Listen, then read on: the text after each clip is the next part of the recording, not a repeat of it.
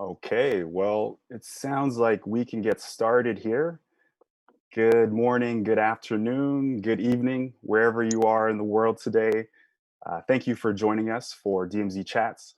My name is Sahr. I am the founder of Sea Tribe Festival. We are a community based and driven by diversity, and we help innovative and creative people achieve their dreams through festival style conferences that happen on a biannual basis.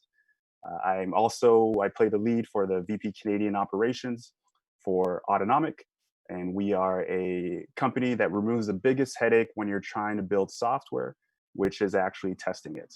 So we apply intelligent systems and machine learning to help you build and scale your software products much more quicker and bring your products to your customers quickly. As a DMZ alumni, I'm really excited to have this opportunity to have this chat here and moderate this DMZ chat. For those that aren't quite familiar, the DMZ is an incubator accelerator which helps tech startups grow and scale their businesses. They provide high impact, high intensity, and highly customized programs for founders to validate, build, and scale their startups. I cannot speak any more higher about DMZ because they are, regarded as such a really, really good program. And anybody who is looking to take their product from the next level and really apply a sales focused mentality to their business, I really suggest that you implore exploring the DMZ programming. So what you've all been waiting for, we have a very exciting guest, and I'm excited to welcome Kyle Norton, Shopify's head of revenue and retail, to the call. Welcome, Kyle. Thank you very much. Appreciate you having me. No problem. So I'll share a little bit more about you with our audience, Kyle, before we get into the questions. So Kyle runs the revenue teams for Shopify Retail, Retail's product group, including sales, enablement, revenue operations, solutions engineering, and implementations. That's quite a mouthful. He was previously the VP sales at League Inc. and director of global inside sales at Vision Critical. Kyle is passionate about building teams, growing people, and modern customer first sales strategies. So let's kick things off with a few fast paced questions just to let the audience get a little bit familiar with who Kyle is outside of Shopify, and with some questions that we call rapid fire. I'm going to list off a few questions for you, and you'll tell us the first answer that comes to mind. Ready? Yep, let's go. Sounds good. Apple or Android? Apple. Morning person or night owl? Morning by training. Nice answer. Summer or winter? Summer all day. Books or movies? Can I say TV shows?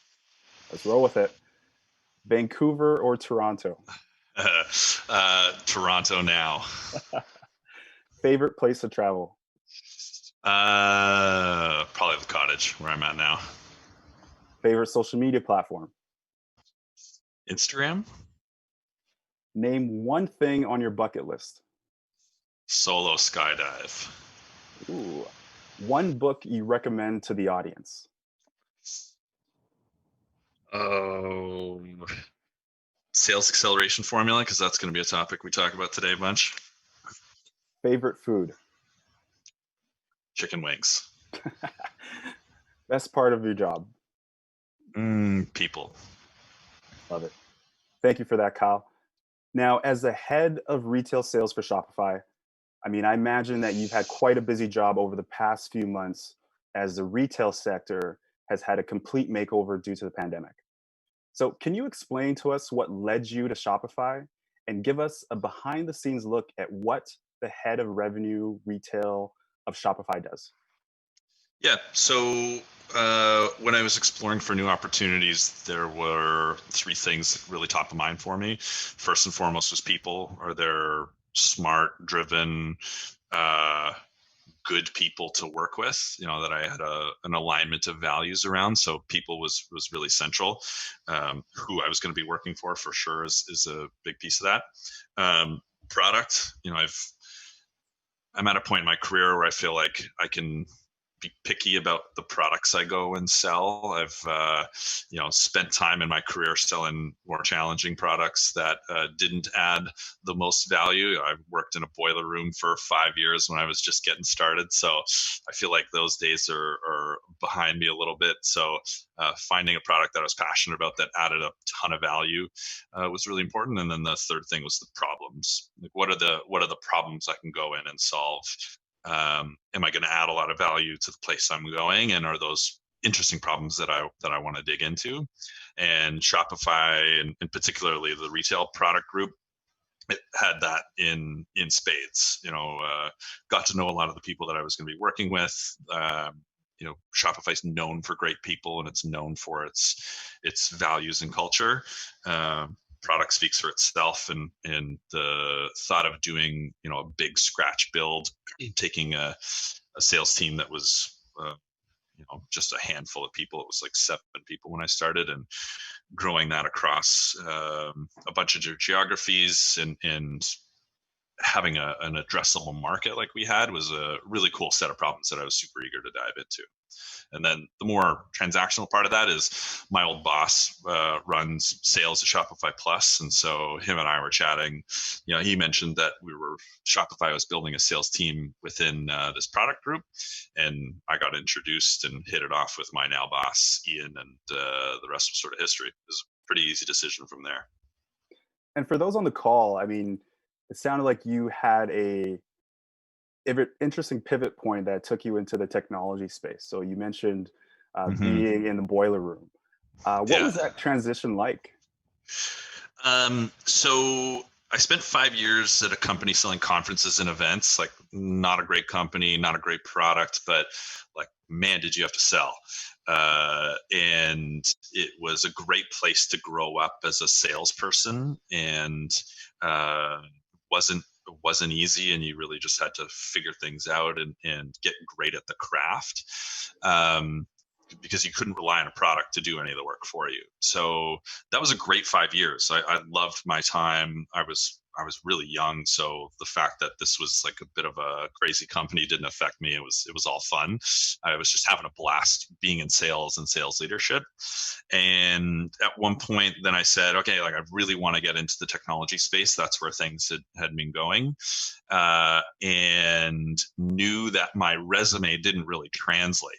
And just because the company was sort of unknown, people in technology are pretty snooty about like, oh, like, unless you've sold technology, you don't know how to sell technology. And so like, I do that today. So glass houses. So I was like, really thoughtful about how I was going to make that happen. And I did what I sort of knew how to do, which was cold call. So I just started cold calling people, like heads of sales at companies that I respected and wanted to go work at. And so the guy who now runs sales at Shopify Plus, Mark Bergen, called him out of the blue, asked him for like 10, 15 minutes to chat about how I was going to navigate my career. I just wanted his advice. I was just trying to reach out to people to get some advice and insight, knowing that, if we struck up a good conversation, who knows where that would lead. And then through that conversation, he was talking about problems in the business or things they wanted to do better. I was like, oh, well, what about X, Y, and Z? And one thing led to another. And he basically said, hey, do you want to come do this for Vision Critical and sort of reorganize our global BDR group? And that was it. I just needed a chance, because I think then, we're snooty about people who don't have technology experience, but then as soon as you have the technology brand on your resume, oh, you're like a technology salesperson now. So it was much easier to go from the next thing to the next thing. It's kind of like that old adage: if you ask for money, you'll get advice. Yeah. If you ask for advice, you'll get money twice. Yeah. So, I mean, a really interesting stat here. As of May, Shopify surpassed the RBC to take title of Canada's most valuable company.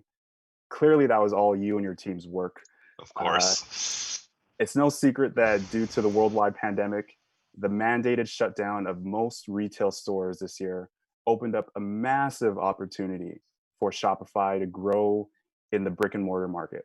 So, anticipating an immediate surge in new retail customers, what did you do quickly but effectively to set your team up for success? So there's a lot in this question, and even sort of that baseline assumption that we knew this was going to create a surge in the retail sector wasn't really known at the time. Like no one knew what was going to happen. There was still in those early days the possibility that this just like crushed everything and was bad for Shopify. Like it seems crazy to say that now, but at the time, so much different information. There's so little known about the situation, and you're just scrambling to figure things out. So like nothing was really assumed or known, but you could quickly tell within a couple weeks that a lot of people were going to be hurting, especially brick and mortar retailers. And so this is a top down thing, all the way from our CEO Toby. He basically said, rip up every plan, start from scratch. Like, I don't care what you were working on before, whether it's a product roadmap or an investment plan or what we were trying to build into the commercial organization, like start from scratch again and start from the merchant. So knowing what is happening in the market, what do we need to do to help merchants survive and thrive? And so certainly for our group, that mandate was, how do we take brick and mortar retailers with very little online presence and help them get online really fast so they can survive. So there was a huge product investment in helping this transition. We'll talk a little bit later about the initiative with Government of Canada. Basically, everybody was given the mandate in every part of the company that we're here to go fight for our merchants, and that's the only thing that mattered. And so for us, we basically just like looked at every plan and asked ourselves, like, well, okay, what is more of a long-term bet and not an immediate payoff for our merchants today? Like, let's defer a bunch of those. And we just started to go to work. And you're like, so much was changing. It's funny that it's hard to put yourself back there and think about how ambiguous things were, but things were changing every week. The economy coming to a crash and everybody like dying was a possibility one day, and then the next day it was like, oh, like it's only the flu. Like those were real oscillations in that everybody was having. So we just tried to stay close to the ground floor. So we were updating our messaging. We were really leaning into the reps in terms of coaching, like just lead with empathy, just hear what's going on, and really just try to seek to help these people and help them make a good decision to move their business forward. So a big piece of that was just like listening and reacting on the fly. And then more tactically, we played a bunch with our messaging. We changed the tone of our emails and our cadences and how we approached calls and the questions we opened up with and how we went for closes. Like all of that had to evolve given the environment. And then just coaching. Like, we really tried to lean into the frontline leads, helping them help people, because the other huge part of this whole thing was we had to take care of our team. Like, we can't help merchants if our team is in a really tough spot, and so stressful, and it was so overwhelming. So also leaning into like empathy as a leader, that was really critical for us, and just helping our frontline managers navigate a completely unprecedented situation where there was no playbook. That's so interesting that arguably the largest tech company now, largest company in Canada, was basically at the brink of whether they were going to survive or thrive through that pivot. But as you mentioned, every single day there were things that were just being presented that were just completely on the other side of the spectrum. So what advice would you give business owners who have to make these quick decisions when changes in the market are this abrupt? I mean, you mentioned a lot of things about empowering your team and leading with empathy and scratching the previous playbooks and plans that you had in place and really starting from the ground up. Is there anything else that you could maybe harp on for maybe some of the business owners that are online right now? Yeah. And do you mean business owners as in like retailers, or business owners as in people running technology companies? Or both? I think let's do both. Okay. So I'll give the I'm asking the non-technology questions answer. here, okay? Just kidding. Like first is try not to panic. I think is important. So as much as you can, like take a deep breath and try to like manage your emotions so that you're making the wisest decisions possible. And you know, the way the brain works is when you're in that sort of amygdala fight or flight response, like your rational thinking, your prefrontal cortex, like shuts down. Like it your body is wired to sort of turn off that part of your brain which thinks slower, which is that frontal cortex, which actually helps you think through things rationally. So there's a physiological thing that's happening here where if you're in this amygdala response mode or amygdala hijack, like you're not going to make great decisions. So first it's like, okay, like try to calm yourself, try to calm your team, and make reasonable, rational decisions. I think that seems fluffy, but is really critical. Check in with your team and try to like help people navigate these things personally. And then when it comes to making business decisions, collect the best data that you have. We sprinted pretty fast to try to set up dashboards, new ways of monitoring the business so that we were on a daily basis seeing the trends and the fluctuations in our operation. So collect the data that you've got, try to use that to the best of your ability.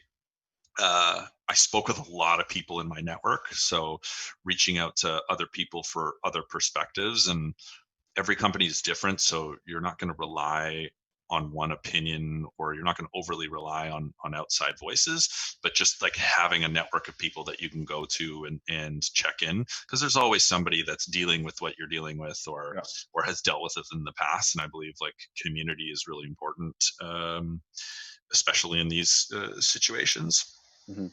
And then read. Like I was reading a lot. I had big chunks of my day that were just trying to keep on top of the latest happenings and the latest thinking, because there was a lot of blogging, there was a lot of like Medium articles, there's a lot of stuff in sort of like the revenue leadership group that I'm involved in. So just trying to take in as much information as possible was really helpful for us. So it's like data, different perspectives, and just like slowing down. I think slowing down and trying to think as rationally as possible would be like crisis management tips I would give. And on that note, so you mentioned a book in the rapid fire. Could you maybe just tell us a little bit about that book? And was that something that you opened up around this time? It wasn't. So Sales Acceleration Formula is a book written by Mark Roberge, who helped build HubSpot. And this was one of the earlier books written on how to build good sales infrastructure and how to think really operationally about building sales teams.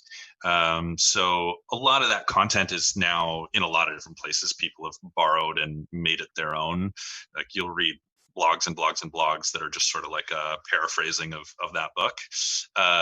So it's a great one to get a foundational understanding of how sales works, and especially if you're an engineer, like how to think about this in a way that is familiar. I didn't necessarily open it. Those are things that it wasn't as relevant for this situation. Like a lot of the perspective I was leaning into was some of our Shopify leadership, just because they're, you know, the level of craft and the level of business acumen is so interesting, or is so great, and the problem solving approach is different than I think what you see in a lot of different places.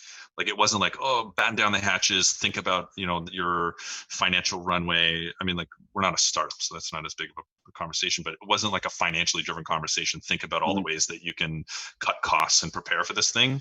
The emergency response was like, how do we help our merchants? And so that is unique. And so I was really trying to lean into that. Gotcha. And so Shopify recently partnered with government of Alberta. Wow, that's where my mind is.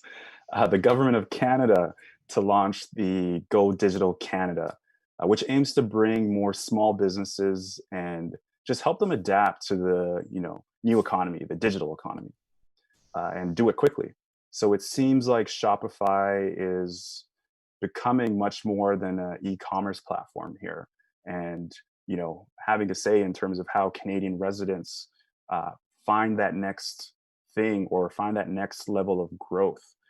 Can you speak more about this initiative and how it's helped entrepreneurs across the country during this time? Mhm. So this is a good example of rip up every plan and go find a way to help merchants.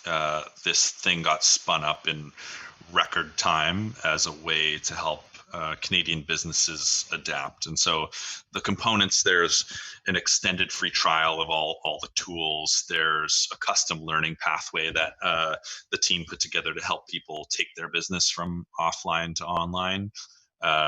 We provided a bunch of enhanced support. There's free hardware that we threw into it. So a whole bunch of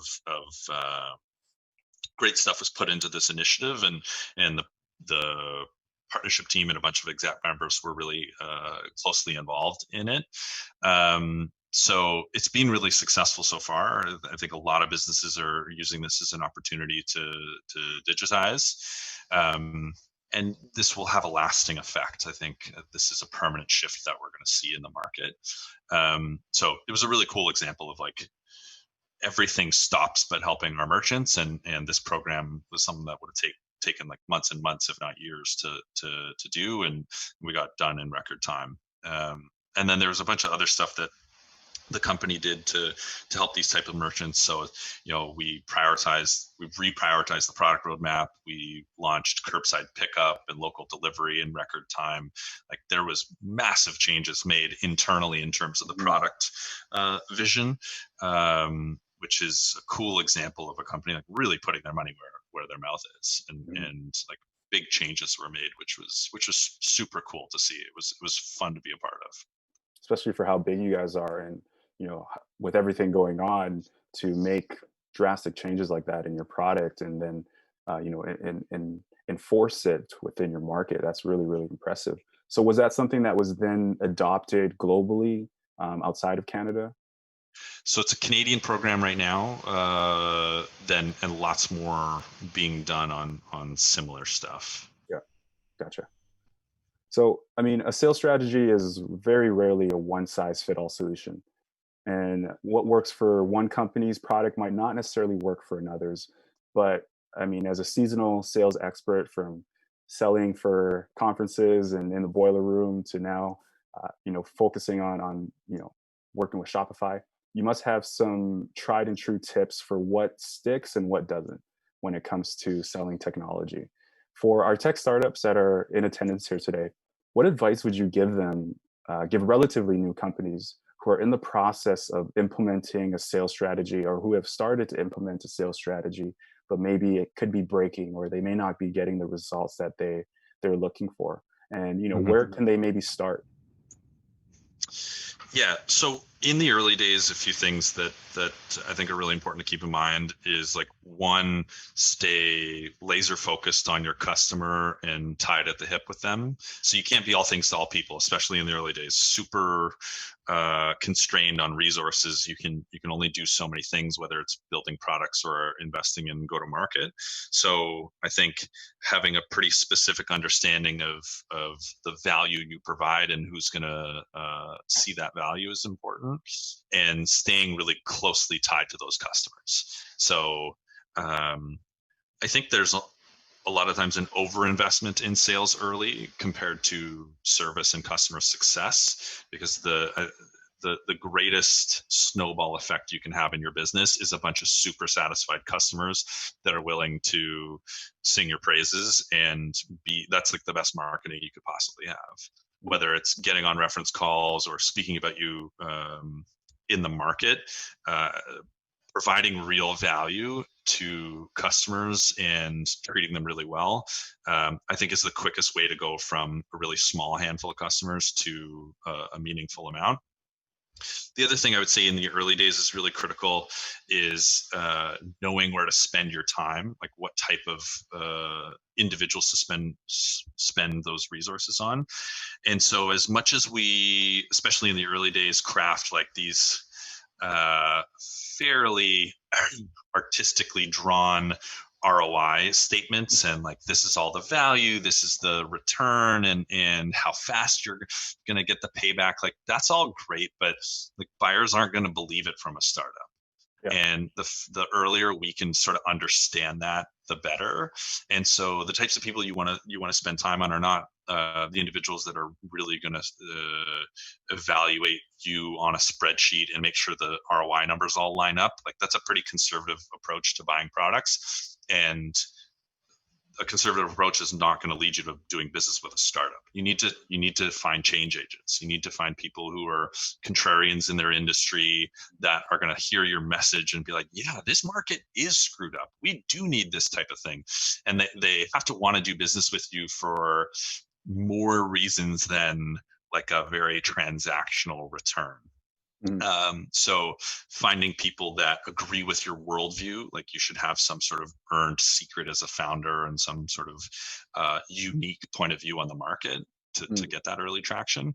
And then who are those people in the market that are going to resonate? So like at my last company, like healthcare and insurance is broken, and we think it sucks for these reasons. And certain people are going to hear that message, be like, I've been saying this for years. Like, I can't believe the insurance companies do this, this, and this. Be like, boom, this person is not going to spreadsheet us and make us like prove the value on in all these different ways and ask for 7 different customer testimonials from a bunch of customers that you don't have yet.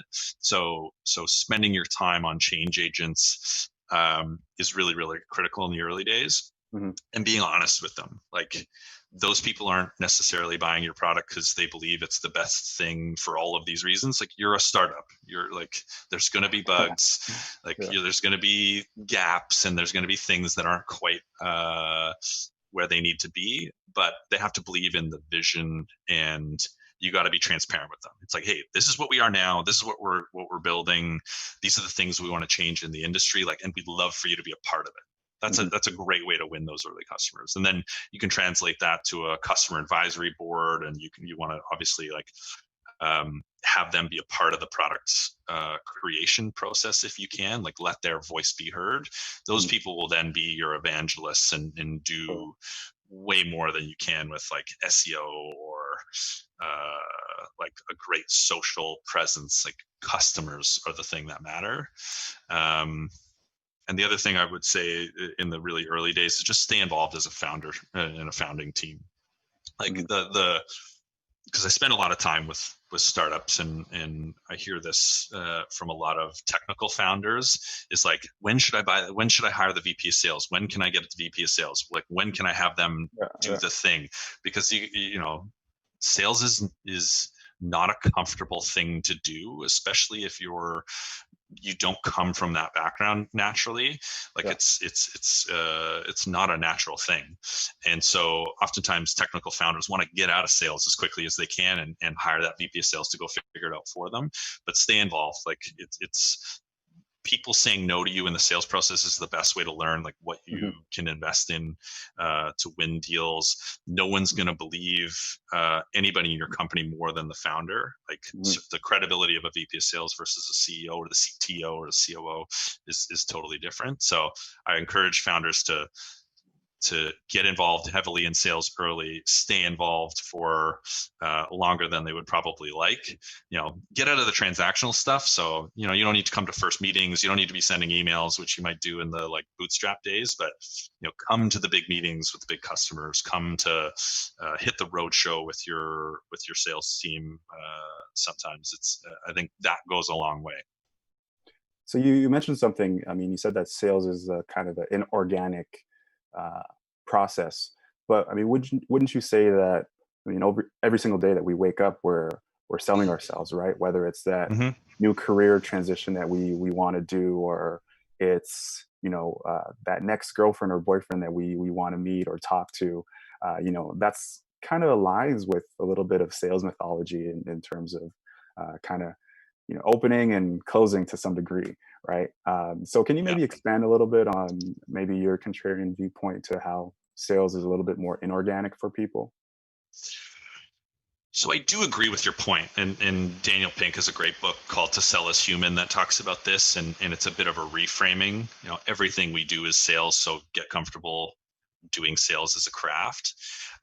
So it's not that I disagree, but I just think it's still uncomfortable asking people for money, having people tell you no, having a lot of people tell you no, especially in the early days. Like that's not something we're super well built for without training. Like it's like anything else. You got to practice it, and you got to get a bunch of reps to get good at it. Especially as Canadians, I would say being like pretty amicable. It's a generalization, but it's true in a lot of ways. Like we're not New Yorkers. It's not something that comes like really easily to us. So you got to lean in. You just got to like put in the work and be uncomfortable, and there's a lot of great outcomes that come from that. And for some of the seasoned vets, what should they be looking out for, especially as we still face uncertainty in the markets ahead? Like, I mean, you provided some really tangible, hands-on feedback for the early stage startups, but is there anything that you'd say to some of the more established companies that are still trying to find inroads or pivots in this market? So when the economy gets tough, so first off, I'll frame this as like, I'm of the opinion that winter is coming. Like the economy is being propped up by government stimulus, and at some point that needs to run out, and it looks like we're headed to harder economic times. That's sort of where I'm coming from.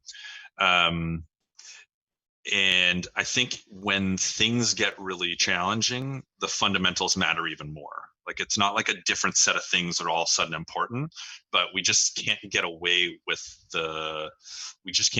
some of the things that were less than ideal before. And if you read Challenger, like the Challenger sales methodology, if you read Challenger, it's really based on what was successful in the last downturn, and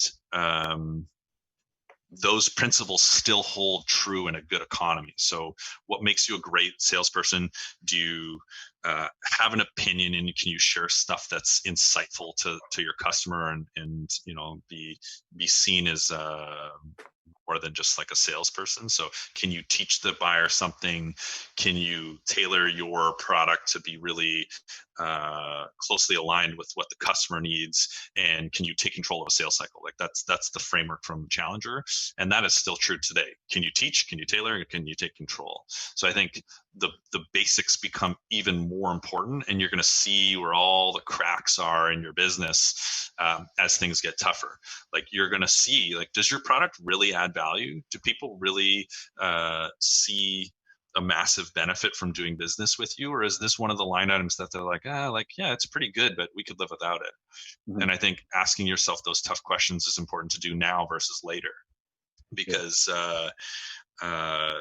you got to lean into your customers. And if you think that it's going to be harder to acquire and there's going to be churn risk, like go pay attention to your customers, figure out what you can do to help them do things that are maybe not as scalable longer term. So like improve the service that you're giving them, and be really like transparent with how you're performing as a company. Like are your like, and I would, it's all about the customer. Like it all comes back to, do your customers like doing business with you? Do they get a lot of value? And are they going to stick with you when things get tough? And I think that's the most important question to ask ourselves. And because you need to be able to protect your base. It's even more important. Like we all know the stats. It's way more expensive to acquire a new customer than it is to hold on to existing revenue. Mm-hmm. So that becomes even more critical. And then the other question I would ask is like, where are we spending money now that we probably won't be spending money if all of a sudden we need to, cut our budget by 25 or 50% and extend our runway and do all the things that startups need to be able to do. Mm-hmm. And those answers will come up like pretty fast. Like, is there a target? Is there a target market that like is more aspirational? Are we trying to do SMB and enterprise at the same time and splitting our focus and getting like, minimal returns from one of them? Are we like trying to get up and running in a new market before we're really ready for that? So like, when that time comes, like the UK is getting scrapped or your South American expansion is going to get tabled. So think about doing some of those things earlier rather than later, because it's probably a distraction anyways. Love it. So if we switch gears a little bit, and I mean, we've been talking a lot about sales mythology, and I think if we zoom out a little bit to focus more on leadership just in general, especially as it relates both to your career at Shopify and your personal involvement in the greater tech industry. Would you say that there are leadership principles you've discovered and executed that have led to your success? And what did you do to ensure that you continue to grow and develop as a leader? Yeah, so a couple things that I think are really important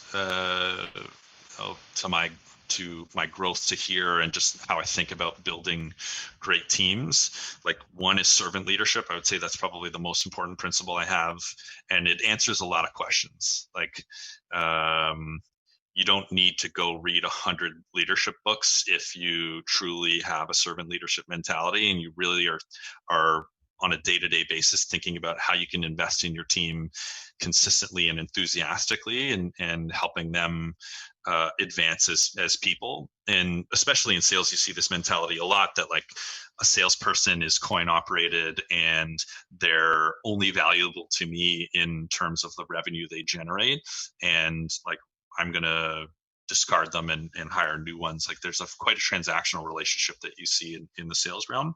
And it's a legacy of a past time. And if you read anything about high performance teams, that's the opposite way to run an organization. Like, what creates engagement, retention, what creates high performance. You can read a bunch of the Google work about psychological safety, and a bunch of the employee engagement studies, like what creates real engagement. Like, do you trust and like your boss?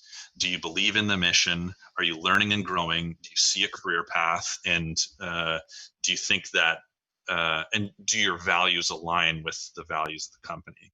Like, it isn't really rocket science, but I think where we go wrong is oftentimes we read a bunch of leadership stuff and we think about them as tools to then make people do what we want.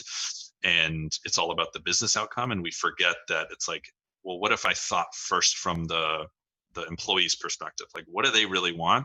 And how do I build towards that while at the same time building towards a business outcome? And usually your answer is like, help them grow in their career, teach them good skills, treat them nicely, like, be transparent. Don't like try to tell them one thing when you know something else is going on. Like, that consistently will come back to bite you. And a lot of that seems obvious. Like, just treat people well, be in prioritize them just as much as you prioritize the business outcome. Because like, I'm not going to get into all the reasons, but like, that's the path. Like, you'll hold on to your best people. People will give you great outcomes. When things aren't going well, you'll hear about them really quickly. Like, everything gets better if you can build an environment where people are engaged and happy, and they feel safe. So I'd say that's like number one, that servant leadership framing and all that goes into it. And the other thing I would say about leadership that took me longer in my career to understand is, you can't lead people until you can lead yourself, and you got to like fix your shit before you think you're going to be able to be a great people leader. So I think we have to look inwards a lot of the time at some of the parts of us that like we need to improve upon. Like, do I struggle with empathy? Am I making this too much about myself? Am I overly worried and negative? Am I anxious? Am I this or that? Like, these things will hold you back as a leader, and they'll crop up, especially when things get challenging. So I think a lot of the times as leaders, we spend so much time thinking about the leadership craft, and it's a downward facing thing. How do I communicate to my team? How do I coach my team? How do I get them to do what I want? Versus looking inward and saying like, how do I get myself to a great place where I'm like healthy and productive and in a really good mental spot, because then other things flow from that. So Sure. there's lots you can do there: mindfulness, meditation, gratitude practice. One of the biggest things for me was working with an executive coach for a long time. That was like a huge unlock. Go see therapists. Like, there's lots of awesome things to do to work on yourself, and I think that's a lot of the time a piece that's missing. It's Hmm. like we focus so much on how do we use leadership as a tool versus like how do we how do we build ourselves into the best person possible to then be in a position to help the most. I think that's really neat, because when you even zoom out a little bit further and you think about, where the world is going. I mean, especially if as a race we're able to overcome everything that's happening currently, and we think about the future and what it's presenting us with, especially with the emergence of a lot of new technology that are probably as disruptive, if not more disruptive, than the technologies that we have currently today, right? Mhm. From the internet to mobile devices to um, social media, all technology that we've used on a consistent basis, probably all of us every single day. But over the next decade or 20 years, we're going to get even more of these very disruptive technologies. But technology doesn't change who we are as human beings, right? It might make us, immeasurably stronger and more powerful, but it doesn't change who we are internally. So, it's really neat that you touch on that, because I think there's a lot of work that we have to do internally to develop some of those assets that you talked about, and develop some of our everything that's happening on the inside before we go out and we take on the world. Mhm. So the majority of the use cases we tend to think for using Shopify are for those that are, very traditional e-commerce companies. And obviously with the work that you guys have done with the government of Canada and helping more non-traditional companies sell their physical products online, what are some of the best examples of these non-traditional e-commerce companies that utilize a platform like Shopify to diversify their service or product offering, that maybe founders can take home to really consider about their own businesses? So I'll give a cool example of companies adapting to this new environment. I don't know how applicable it's going to be for software founders, but it comes back to rethinking your customer experience and just being really customer focused. So we had a company that sold bikes, and they were using a bunch of different platforms, and one of the reasons they chose to use Shopify is those their disparate platforms, whether it be inventory management, point of sale, and their e-commerce store, them being different like prevented this from being capable. So that was the fit for Shopify. And what this bike shop ended up doing was letting people basically showroom on their website, look at their inventory, because it's a high-end bike shop, so people wanted to like tweak and change, and then you could get on a call with a store associate and walk through the website and talk about changes. And so they were doing like a personal shopping experience, but over video, using their web platform as the tool, using their e-commerce store as the tool. So then the associate on the other side was doing all the customizations in point of sale, in the Shopify point of sale tool, building the bike to the specs that they discussed, based on what that person was reading on the e-commerce store, and then built that whole cart. It was ready to check out. They emailed that cart to the buyer, and then the buyer saw it in their email and then was able to do a custom checkout, and then that all went through Shopify. So the fact that Cool. you could start one place, have this pseudo in-store experience, then send a cart back digitally, and then the person would come to the store to do curbside pickup, and all that was managed centrally in Shopify. It was a really cool example of the power of where we've always thought the world was going, and certainly like we were slammed in this direction very recently, which is omni-channel. So like, what are those interesting omni-channel experiences that we can curate? So Awesome. yeah, that's it. It's a good one. Thank you. So that's all for the questions from my end. We did have some pre-submitted audience questions here, and there are actually some really good ones here. So the first one comes from Blake. He's a sales lead at WeWork, And he asks, so what is the most important characteristic that you look for in a sales rep to thrive in a startup sales environment? And how does this change as your organization scales and matures? Thanks, Blake. Yeah, that is a good question, because the profile of a salesperson in the very early days is definitely different than where you're going to get as the company matures. And you see this mistake often made. It's like, oh, I'm going to go hire this person from Salesforce. They're great salespeople. That individual is just not set up to succeed in the chaos and craziness of a startup. So, and there's a book called Impossible to Inevitable by Jason Lemkin and Aaron Ross that has a bunch of good stuff on this. And it talks about the profile of a sales leader here as well. But in terms of a rep, you need trailblazers, you need pioneers, and they need to be interested in doing more than just slinging deals, and they need to be motivated by different things. So one is they need to have a more generalist skill set.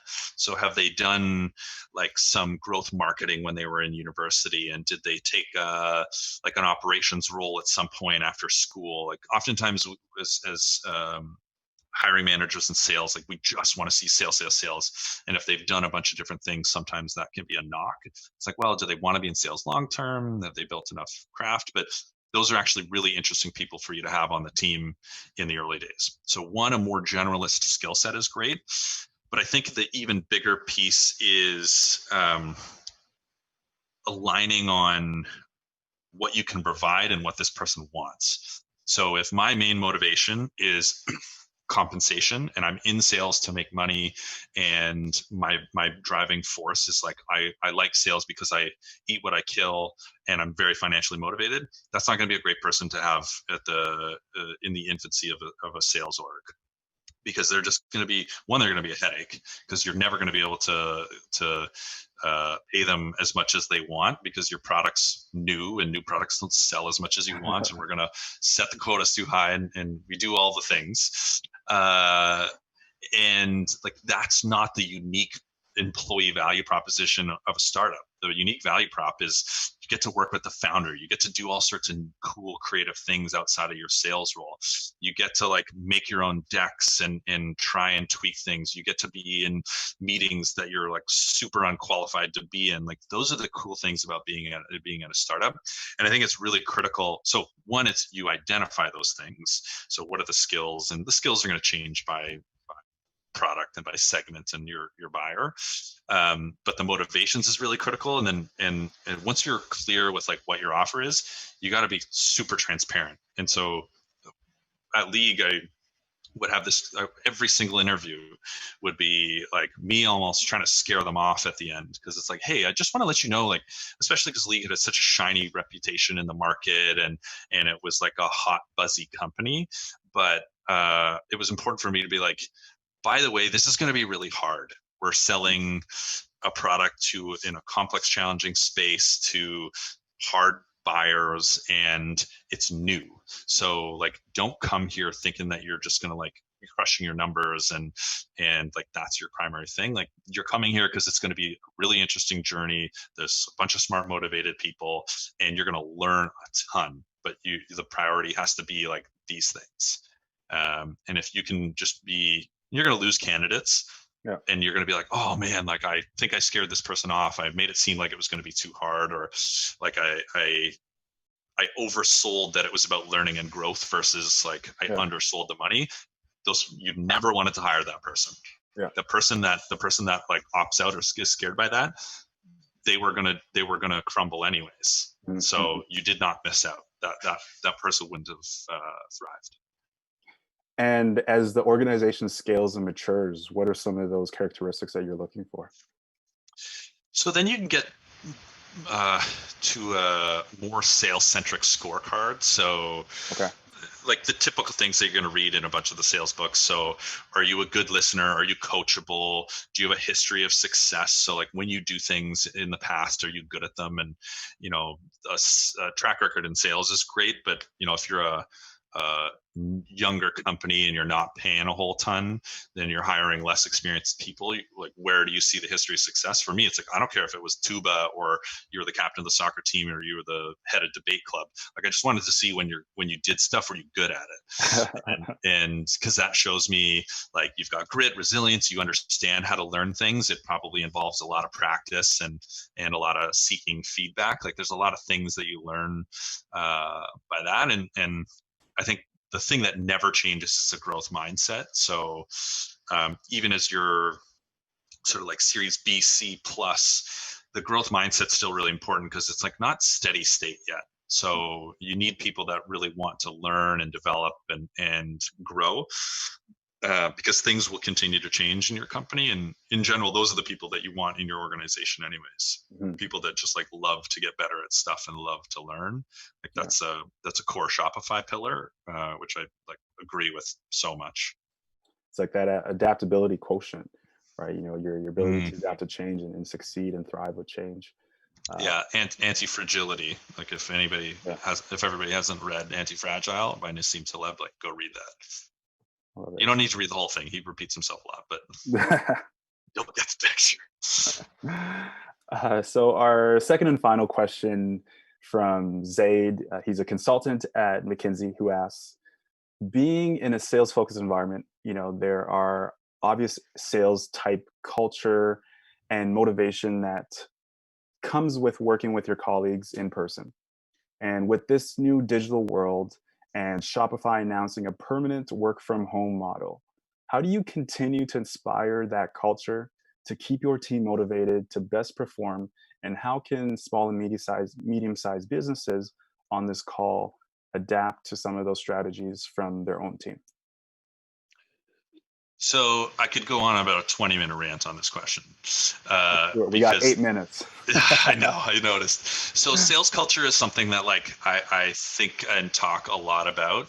The short answer is like that traditional sales culture is not productive. It's like something we just need to get rid of and discard because it doesn't create a high performance environment. It doesn't create the psychological safety. It's sort of a crutch that we use to like patch over other stuff. It's like, oh, we're going to run this place like a frat house because we don't pay you that well and like there's not a lot of career growth, but like we got a pool table and a bunch of beer and like you can say whatever you want on the sales floor. Like that is an antiquity of the past that we're as an industry trying really hard to unwind. So one, it's not all that productive, and the other thing, it's like not very inclusive either. So that environment like breeds one type of individual and is not super attractive for a big swath of people that we want to attract, and just like it's the right thing to do to like be a little bit more sophisticated than this type of cliche. And so like just read the literature on employee engagement and read the literature on like high performance teams, whether it's like a bunch of the Google, I think it's called Project Aristotle. The Google work's really interesting, 5 dysfunctions as a team. Like there's some good stuff on this area. And like, how do you legitimately implement this on your team? Like, so everybody talks about transparency. Oh, like we're a transparent organization, but then like, it doesn't happen, or you're only being like sort of transparent. But so like force yourself to walk the walk. So be transparent, like really care about your team, take responsibility for stuff. The thing that I say all the time is like my fault first. Or it was for my leadership team, it's our fault first. I never want to hear anybody blaming one of the reps for anything. It's like, oh, the reps didn't do this thing. It's like, well, we built this thing. We gave them the instructions to do the thing. And then we were responsible for coaching them to do it. So like, who messed up? Like you picked this rep, you trained this rep, you like decided on the framework. So like, how is this the rep's fault? And we need to get into a place where like we take ownership as leaders over creating an environment that's exciting and empowering to be in, where people learn and develop and grow, and people are gonna graduate through a progression within your organization, and eventually they're going to outgrow you. And the best thing you could possibly do is consistently be training people so well that they graduate out of your team into another team internally, or into better opportunities elsewhere.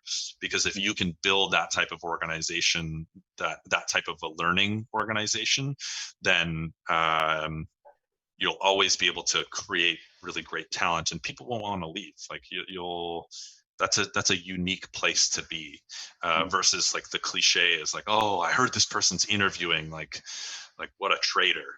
You hear this all the time in sales. People, like, if people are exploring new career opportunities, it's this like big black mark on them.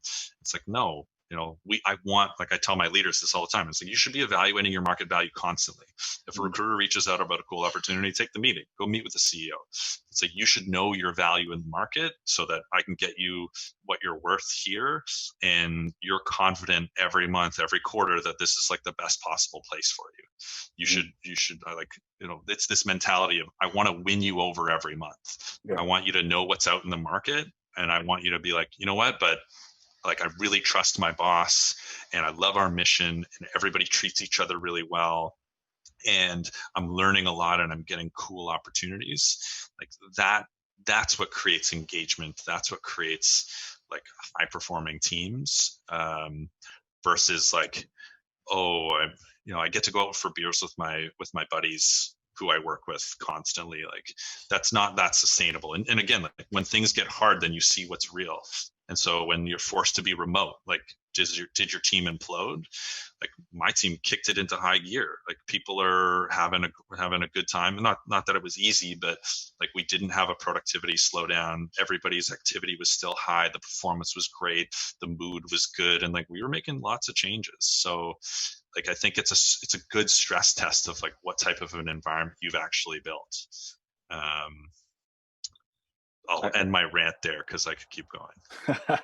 Well, just like, think about your people first. That's like, if I can give one message, it's just like, think about your people first and build for them. Well, I think you're going to get about a few hundred new resumes in your inbox here, because I'm sure there's a lot of people that want to come work on your team now. Yeah. Well, that's. I welcome the reach outs. And on that note, Kyle, where can people find you online, and what's the best way to stay in the loop with your learnings, your teachings? I'm sure this has been very insightful for a lot of guests on the call, but if they're hoping to stay in touch and to continue learning from you, where can they find you online? LinkedIn, Twitter. You'll have to hear me talk about the Raptors probably more than you would want on Twitter, so be forewarned. But you can get me on both those places, or just shoot me an email if you want to talk. If you're a founder and you're looking for a sounding board, or if you just want to talk sales careers, it's just kyle.norton@shopify.com. Happy to chat. And so, are the Raptors going to repeat this year? So I got another 25-minute rant here if we want to go there. Yes, that's the TLDR. Yeah, they're a real team. That's right. So I'm obviously a Raptors fan, but I've been a Lakers fan for the longest time. So I'm torn in between right now. But it was exciting being in Toronto for the run last year. So we can do that again. That'll be exciting. Yeah, well, we saw how the Lakers showdown is going to go a couple days ago. So bring it. I wish we had more time to get into this, but. Thanks, folks. That concludes our third iteration of the DMZ chats with Kyle Norton. Reach out to him on LinkedIn and Twitter. He's given you your email. Thank you so much for joining us. Thank you, Kyle, for taking time out of your day. And yeah, let's go out there and let's kill it. Thank you.